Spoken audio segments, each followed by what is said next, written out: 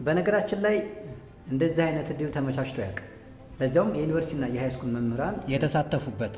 እኔ ኢኒሼቲቭን በመውሰድ ለምን የዘንድሮ 12ኛ ክፍል ተማሪዎችን አናግዛቸውም በሚል ጓደኞችን ጠይቂያቸው ነበርና እነሱ ደግሞ አናውንስ በማድረግ ለነሱ በማሳወቅ እንዲመጡ ማድረግ የምትችል ከሆነ እኛ ደግሞ እናግዛለን ብለውኛል ማለት ነው። ፕራክቲካል ዴሞንስትሬሽኖች ይቀርባሉ፣ ፕሮብለም ሶልቪንግ ትሪክስ ይቀርባሉ። ስለዚህ እናንተን የፈለጋችሁትን ትጠይቃላችሁ። አስቡት፣ ሁለትና ከዚያ በላይ የሆኑ መምህራን በአንድ ዲስከሽን ላይ ሲሳተፉ እነሱን ለመጠየቅ ከእነሱ የምታገኙትን ነገር ማሰቡ ቀላል ነው ለእናንተ ማለት ነው።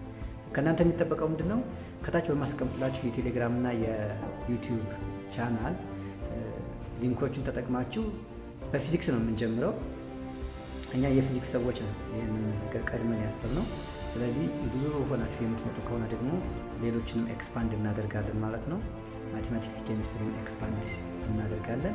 ከታች ባለው ሊንክ እየገባችሁ ለዲስከሽን መቅረብ አለበት የምትሉትን ኤሪያ ኦፍ ዲስከሽን ወይም ደግሞ የፊዚክስ ርዕስ በቴሌግራም ወይም ደግሞ በዩቲዩብ ቻናል እንታስገቡልን እንጠይቃቸዋለን ማለት ነው። ስለዚህ የካቲት 14 እና 15 ይጀመራል።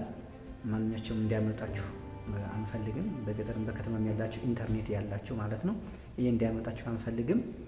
አመሰግናለሁ።